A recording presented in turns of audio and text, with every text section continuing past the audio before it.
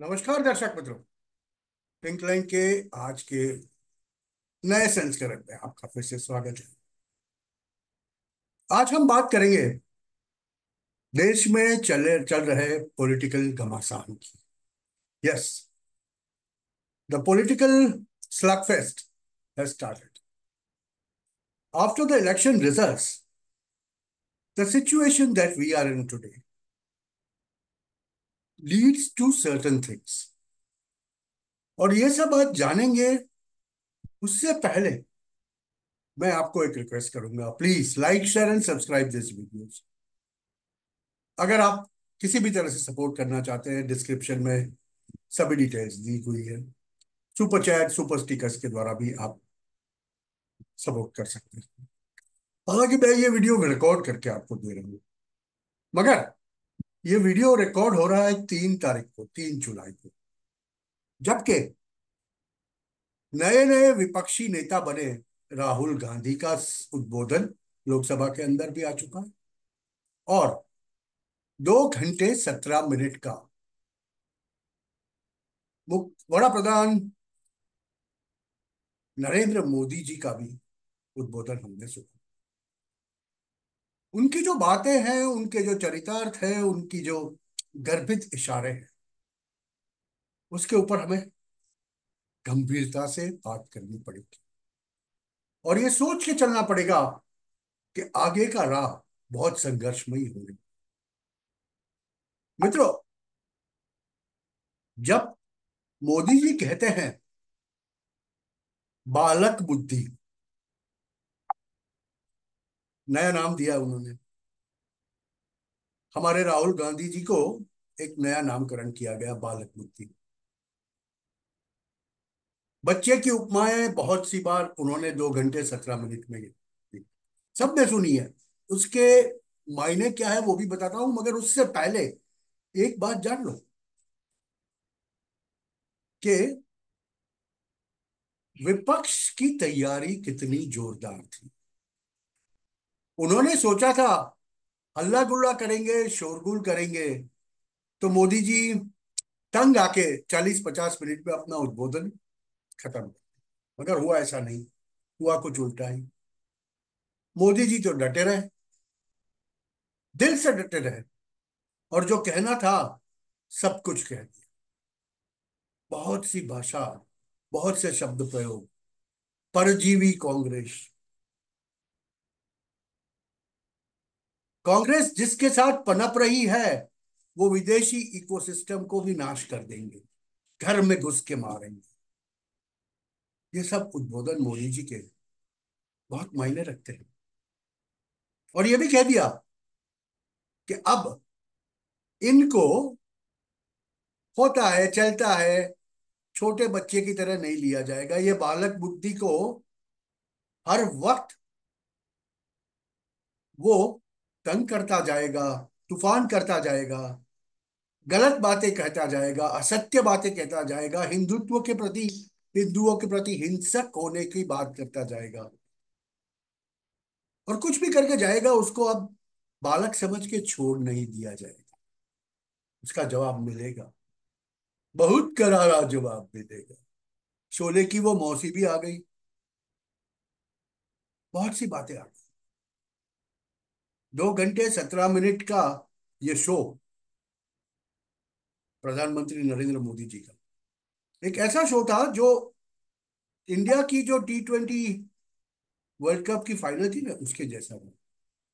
अंतिम 4-5 ओवर में जो विकेटें गिराई, एक के बाद एक। हार्दिक पांड्या, जसप्रीत बुमराह, हर्षदीप सिंह, जो हर्ष किया उन्होंने विपक्ष का, और उनको चिल्लाते चिल्लाते पागल कर। खड़गे जी भी चिल्ला रहे थे, राहुल गांधी भी चिल्ला रहे थे, महुआ मोइत्रा भी चिल्ला रही थी। उन्होंने ये दर्शाने का प्रयत्न किया कि इस बारी हम संख्या में हैं, तो हम कुछ भी कर लेंगे। मगर मोदी जी हटे नहीं। एक नरेंद्र भाई काफी थे वो 232 के लिए, क्योंकि वेल के अंदर जाके जो सिस्टमैटिक काम विपक्ष की ओर से हो रहा था, हर एक थोड़े 20-20 मिनट के बाद 20-20 सभ्य बदलते रहते थे। जो थक जाते थे चिल्लाते चिल्लाते, वो जाके बैठ जाते थे, बाकी नए 20 वेल में आ जाते थे। तो मोदी जी ने तो उनके ऊपर तरस खा के अपना पानी भी उनको पिला दिया। ये शायद बहुत से लोगों ने नहीं देखा होगा लोकसभा में। हाँ, हुआ ये, हकीकत में हुआ है। अपने लिए जो पानी लेके आया, वो पानी का ग्लास उठा के उन्होंने वेल में खड़े हुए विपक्षी सांसद जो बुमाबुम शोरगुल कर रहे थे मोदी के सामने, उनको उठा के मोदी जी ने दिया, लो पानी पी लो, ज्यादा आवाज निकलेगी। और अंत में जो उन्होंने कहा ना, मुझे मजा आया, आप करते रहो, अब देखेंगे हम। तो सही मायनों में विपक्ष चाहता था ना, कहता रहता है ना, तानाशाही बंद करो, तानाशाही बंद करो। तानाशाह कैसा होता है उसका 5% भी अगर आ गया ना मोदी जी के अंदर, तो इनको लेने के देने पड़ जाएंगे।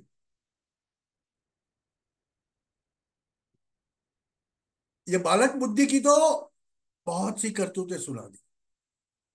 99 मार्क लेके आया बच्चा। कितने में से? 100 में से नहीं, 543 में से। ये बात भी कही। जो चीजें आज तक चर्ची नहीं जा रही थी, बोली नहीं जा रही थी, वो मोदी जी ने आज स्पष्ट कर दिया कि भारत फर्स्ट, और भारत के इकोसिस्टम को नुकसान करने की ख्वाहिश रखने वाले हरेक को हम करारी सजा दें। ये उनके उद्बोधन का सीधा सीधा सार था। उन्होंने कह दिया कि अभी भी वक्त है भैया, सुधर जाओ, वरना ऐसे डंडे पड़ेंगे, ऐसे डंडे पड़ेंगे कि आप कहीं छुपने की जगह नहीं। साइकिल के ऊपर बालक बुद्धि को बिठा दिया, साइकिल पर से गिर गया। मतलब था, अखिलेश बाबू को सुनाया था कि आपकी साइकिल पे बैठ के कांग्रेस यूपी में सीट तो लेके आई, मगर जब ये साइकिल गिर जाती है ना, तब ये बच्चा रोता है। और क्यों रोता है, समझ में आता है। परजीवी कांग्रेस से, साथी पक्षों के वोट के ऊपर अपनी सीटें बढ़ा के बैठी हुई कांग्रेस से। इन्होंने तो विश्लेषण कर दिया कि जहां जहां कांग्रेस एक जूनियर पार्टनर थी, वहां स्ट्राइक रेट 26%, अरे वहां स्ट्राइक रेट 50%, और जहां सीधी फाइट में थी भाजपा के साथ, वहां स्ट्राइक रेट 26%। तो ये सब बातें दर्शाती क्या है? मुझे तो ये दर्शाती है, मुझे तो ये समझ में आता है कि बाहर बैठे हुए ये हमारे पप्पू, जिनको नया नामकरण किया गया है बालक बुद्धि, के जो आका बैठे, कहीं पर भी बैठे, चाइना में बैठे हो, यूरोप में बैठे हो, यूएस में बैठे हो, उनको सीधा सीधा मैसेज था कि भारत इन सब बातों से डरने वाला नहीं है। और अब तो इंडिया से, हिंदुस्तान से भारत बन के रहेगा, और भारत आर्थिक महासत्ता बन के रहेगा। बहुत से लोगों को समझ में नहीं आया। लोगों ने सोचा होगा कि मोदी जी ने पहली 40 30 40 मिनट जो बातें की, अपनी बातें सुनाई, अपनी सिद्धियां सुनाई कि हमने ये किया, हमने वो किया, बराबर है। मगर जब वो अपने पे उतर आए, जब उन्होंने ये बालक बुद्धि की और कांग्रेस की इसके साथ में धुलाई करनी शुरू की, ऐसी धुलाई की, ऐसी धुलाई की कि ये लोग अपने आप को कोसेंगे कि क्यों हम जीत गए। संख्या बल ज्यादा हो गया, उसका मतलब आप जो चाहे करेंगे। ख्याली पुलाव में अपने आप को खुश करते रहेंगे, कि हमने 99 सीटें जीत ली। मगर 99 कितने में से? 543 में से सामने 240 वाला मोदी बैठा है भैया। ये कांग्रेस की इकोसिस्टम को समझ में नहीं है। कांग्रेस ये समझती है कि वो खैरात दे दे के, फ्रीबीज दे दे के, वो टनाटन 8,500 रुपए का वादा करके वोट तो बटोर ले। मगर जब 1 जुलाई को किसी भी महिला के अकाउंट में 8,500 रुपए नहीं जाएंगे, और नहीं गए, तब इनकी क्या हालत है? उनको समझ में नहीं आता। एक बारी तो संख्या बल बढ़ा लिया भाई आपने, और वो भी कितना? 10,000 करोड़ रुपए विदेश से आए। जो हमें समझ में आता है, जो समझ में आता है कि उन्होंने जो न्याय पत्र जो छपवाया था ना, बहुत अच्छा था। Good quality paper. और ऐसा कहा जाता है मार्केट में कि 22 रुपए की इसकी कॉस्ट थी। ऐसे तकरीबन 10-15 करोड़ न्याय पत्र छपवाए। उसके पैसे कहां से आए? किसने दी? टाइट टी शर्ट और पैंट पहन के संसद में जाके रुआब पर बैठना, और फिर जब स्कूल टीचर मारे या एक झापट से रसीद करे, तो जाके माँ के पास रोना। यही बच गया है उनके पास। दोस्तों, कल के 2 घंटे 17 मिनट के संभाषण को पूरा का पूरा एनालाइज करना हो ना, तो बहुत सीधी तरह से आपको देखना पड़ेगा इसको, कि ये गवर्नमेंट के लिए, ये सरकार के लिए अपनी कुछ प्रायोरिटीज है। और इस प्रायोरिटीज को अगर कोई इधर उधर करने की कोशिश करे, उसमें दखलंदाजी करने की कोशिश करेगा, तो वो साथ नहीं लिया जाएगा।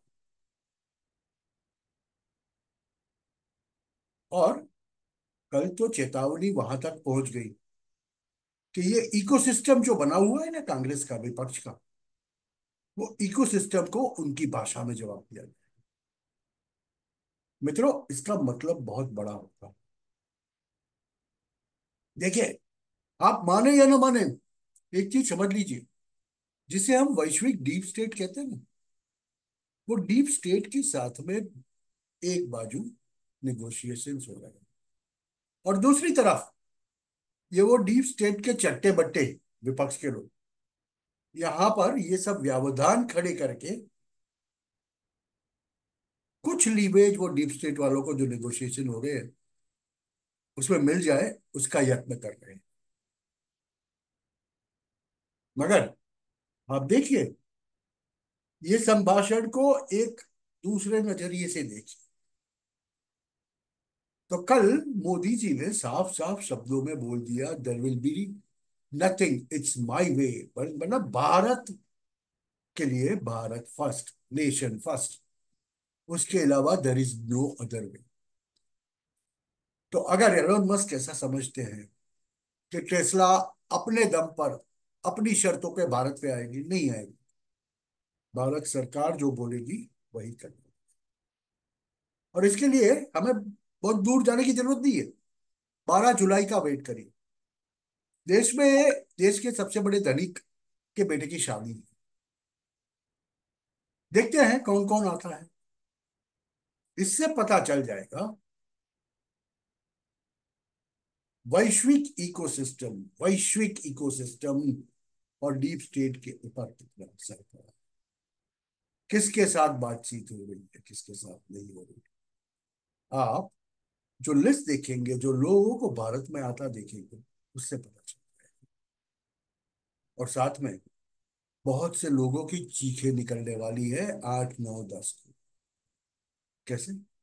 मोदी जी रशिया जा रहे हैं व्लादिमीर पुतिन से मिलने, शिखर सम्मेलन करने।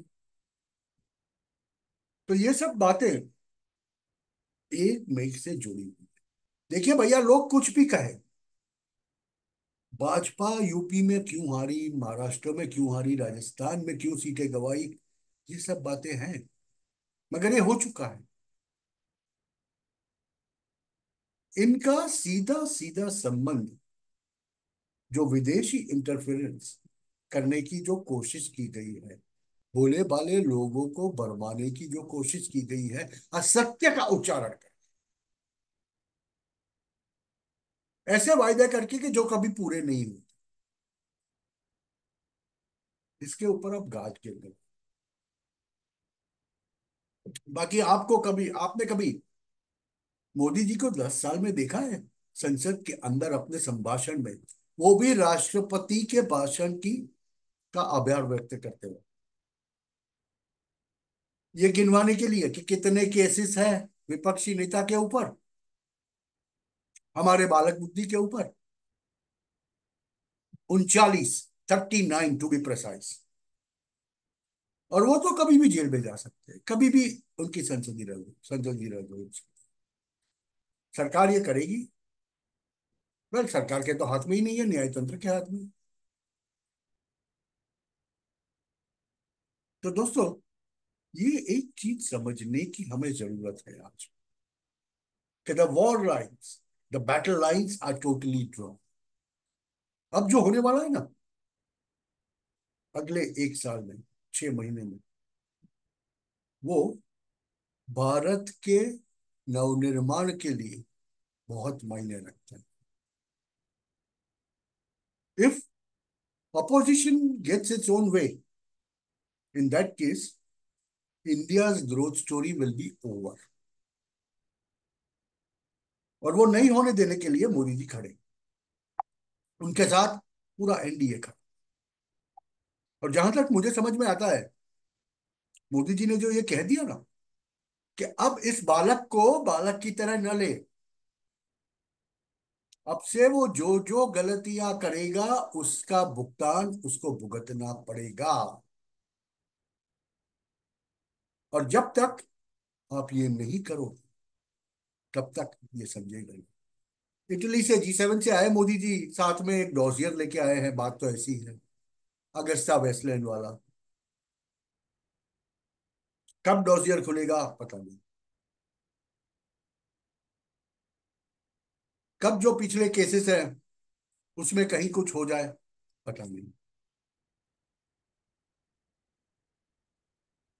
कब जाके अब गाज गिरे किसको पता नहीं। मगर एक चीज मैं आपको बताना चाहता हूँ दोस्तों, ये चीज बताऊं उससे पहले फिर से रिमाइंड कर दूं, please like share and subscribe, please comment करिए वीडियो के ऊपर, कमेंट करिए। आपको अच्छा लगता है तो भी कमेंट करिए, नहीं अच्छा लगता है तो भी कमेंट करिए, अगर हमारी कुछ कमियां हैं तो उसे दर्शाने के लिए भी कमेंट करिए। आपके कमेंट हमारे लिए बहुत बहुमूल्य है। हाँ, तो मैं ये बता रहा था कि एक हवा भरी हुई, आज भी अगर आप देखेंगे बॉडी लैंग्वेज, इसको पढ़ेंगे, तो विपक्षी नेता के अंदर एक हवा भरी हुई, वो आज भी ऐसा समझता है, समझते हैं, चलिए, हम तो हर किसी को आदर देते हैं भैया, वो आज भी ऐसा समझते हैं कि ये इनका इंटाइटलमेंट है। उनके संभाषण में दिखाई, उन्होंने कहा, बाहर राजनाथ सिंह जी मिलते हैं तो मुझे नमस्ते करते हैं, मगर इधर तो मोदी सामने भी नहीं देखते, नमस्ते की बात बाजू पे नहीं। तो ये एंटाइटलमेंट समझते हैं, वो खुद को राजा समझते हैं कि हर एक को उन्हें नमस्ते करना चाहिए। ये एंटाइटलमेंट, ये जो दिमाग में जो भूसा भरा हुआ है ना, कि हमारे परिवार के अलावा भारत को कोई नहीं चला सकता।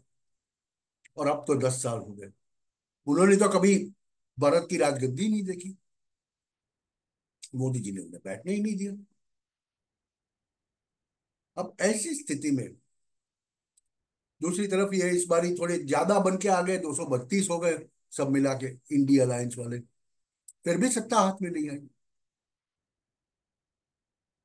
तो इनिशियली जो एक मॉरल विक्ट्री करके विजय का उन्माद था ना, हारने वाले बोल रहे थे हम जीत गए, वो जो था ना, वो अब धीरे धीरे फ्रस्ट्रेशन में, बौखलाहट में प्रदर्शित हो रहा, परिवर्तित हो रहा। और आप देखोगे अगले 6 महीने के अंदर, जब एक तरफ बुलडोजर बाबा का बुलडोजर चलेगा, दूसरी तरफ मोदी जी का डंडा, संसद के उपहास के लिए जब शिक्षाएं आने लगेगी, तब पता चलेगा संसद होता क्या, संसद की गरिमा होती क्या। आज तक तो बिरला जी हंसते हंसते बोलते आ रहे हैं कि आप संसद की गरिमा का ध्यान रखें। अब समझाने बुझाने का वक्त चला, अब सीधा सीधा दंडनीय कार्यवाही होने लगी। और जब ये शुरू होगी ना, 1 जुलाई तो आ गया, नई न्याय संहिता तो आ गई, और ये दंडनीय कार्यवाही जब शुरू होगी, तब जाके वो चीखे निकलनी शुरू। कहीं ऐसा ना हो माँ बेटे को भारत छोड़ के, इंडिया तो वो छोड़ना नहीं चाहते, छोड़ेंगे नहीं, भारत छोड़ के कहीं और चले जाए, क्योंकि अब तो इटाली भी सेफ नहीं है। जॉर्जिया मेलोनी बैठी है वहां पर, उन्होंने एक डॉसियर जिसके ऊपर ब्रिटिश गवर्नमेंट ने लिड लगा के रखा था, ऐसा कहा जाता है, वो भी उन्होंने तो खोल दिया है और मोदी जी को दिया है। मोदी जी के पास है डिटेल्स इसकी। अब न जाने क्यों, कब, कैसे, कौन से राज खुल जाए हमें तो पता नहीं। बजट आएगा ना, बजट सत्र जो होगी ना छोटा सा, वो बहुत कुछ तय करे, बहुत कुछ तय करे। और अगर विपक्ष की इतनी ही हिम्मत रहती है बजट सत्र को भी डिसरप्ट करने की, तो हम देखेंगे कि लोकशाही में सही अर्थ में असत्य का उच्चारण कितना भारी पड़ सकता है। फिर से बताता हूं, असत्य का उच्चारण संसद के अंदर कितना भारी पड़ सकता है किसी भी सांसद के। सबको पता है किसने कितना सत्य कहा, कितना असत्य कहा। और ये सत्य अहिंसा के पुजारी, ये वो सब जो बातें कही ना, समझ में आए क्या हो। जहां तक मणिपुर की बात है दोस्तों, मणिपुर मणिपुर, कल बहुत लंबा शोरगुल चला था। दर्शक मित्रों, मैं आपको थोड़ी सी बात बता देता हूँ। देखिए, मणिपुर आज ड्रग्स के गोल्डन क्रिसेंट में आता है, और मणिपुर का पूरा मसला, पूरा का पूरा मसला ट्राइबल होने के साथ साथ ड्रग्स से, इंटरनेशनल ड्रग माफिया से जुड़ा हुआ है। आप सही माने न माने, एक तरफ अफगानिस्तान ने अपने पॉपी फील्ड, तालिबान ने खुद ने अपने जो ओपियम उगाने वाले पॉपी के फील्ड्स थे, पॉपी के खेतर थे, वो 90% जला दिए। तो Manipur golden crescent, Manipur Myanmar वाला जो सेक्शन है उसे गोल्डन क्रिसेंट कहते हैं, वो बहुत अहम बन गया। अगर वहां पर भारतीय सरकार ने 14,671 जमीन में जो पॉपी उगती थी ना, उसको भी नाश कर दिया। देखिए दोस्तों, लगता है इतनी सीधी बात मणिपुर में नहीं है। Kuki tribe is just made a scapegoat. विदेशी ताकतों ने कुकी ट्राइब को तो अपने लिए खिलवाया है। They are just a stooge. Kuki tribe बेचारी वहां फंस गई, और ये हिंसा की वारदात है। क्यों मणिपुर मणिपुर? मुझे एक सवाल का जवाब दीजिए, मणिपुर के लिए जो एड्स का पैकेज आया था वो किसको आया था सर? मणिपुर गवर्नमेंट को तो एक पैसा नहीं मिला। मणिपुर के चीफ मिनिस्टर कहते हैं काफी पैसे यूएस से भेजे गए। किसके लिए? क्यों? वो जवाब देगा इसका? सवाल बहुत। जहां तक डिफेंस की बात है, सुरक्षा बलों की बात है, भारतीय सेना को गाली देना जैसे राहुल गांधी की आदत हो गई है। हर वक्त वो करते रहते हैं। इस बार भी अग्निवीर के मामले में किया। भारतीय सेना को नीचा दिखाने की कोशिश ये फैमिली ने छोड़ी नहीं, और इनके लिए इनको माफ नहीं किया जा सकता। मोदी जी ने खुद कर दिया कि बहुत सी चीजें ऐसी है जो हम संसद में नहीं बता सकते, इसलिए मुंह पे पट्टी बांध के सब सह लेते। मगर दोस्तों, ये ध्यान रखना, सेना के साथ में दुष्व्यवहार का नतीजा बहुत गलत हो सकता है। और ऐसे राष्ट्रभक्तों को, अपने आप को राष्ट्रभक्त कहते हैं ना, ऐसे राष्ट्रभक्तों को कभी बख्शा जाना चाहिए नहीं। इससे ज्यादा कुछ नहीं करना। हमारे सैनिक डरते हैं चीनियों से, हालांकि हकीकत एकदम उल्टी है। और ये हर वक्त चाइना क्यों बीच में आता है? मेरा तो सीधा सीधा सवाल है, वो 2008 में जो अग्रीमेंट किया था ना राहुल बाबा ने, सोनिया जी के साथ में खड़े रह के, बैठ के, सीसीपी के साथ में, प्लीज खुला करो उसे। कांग्रेस पार्टी और सीसीपी का एग्रीमेंट था। दूध का दूध, पानी का पानी हो जाए। That needs to be check now. आज 15 साल हो गए हैं। ये बात आती है ना, कांग्रेस वाले सबके मुंह के ऊपर ताले लग जाते हैं। कोई बोलता नहीं, कोई कहने नहीं चाहता। क्यों? क्या साइन किया था उसने? हम्म? और दोस्तों, ये असत्य की जो माया जाल है ना, उसमें हम सब फंस चुके हैं। हमारे बहुत से भाई बहन फंस चुके हैं, परिणाम हमारे इलेक्शन के रिजल्ट से। बंधारण को बदल दे। कितना चुप, कितना चुप, कहां तक? और मित्रों, इनको काउंटर करने का अब समय आ गया। नरेटिव का वॉर, जैसे मैंने कहा, बीजेपी सही तरह से नहीं खेल पाई। Yes, it happened. मगर बिगॉन इज बिगॉन, भूल जाओ उसे। अब ये देश के सामने खड़े हुए ये राक्षसों को कैसे खत्म कर, कैसे पराजित करना, इसकी तरफ हमारा ध्यान केंद्रित होना चाहिए। और शुरुआत एक मोदी जी ने करके दी है। स्पष्ट रूप से चेतावनी भी मिल गई है विपक्ष को कि अब आप जो बचकाना हरकतें करोगे उसको बख्शा नहीं जाएगा।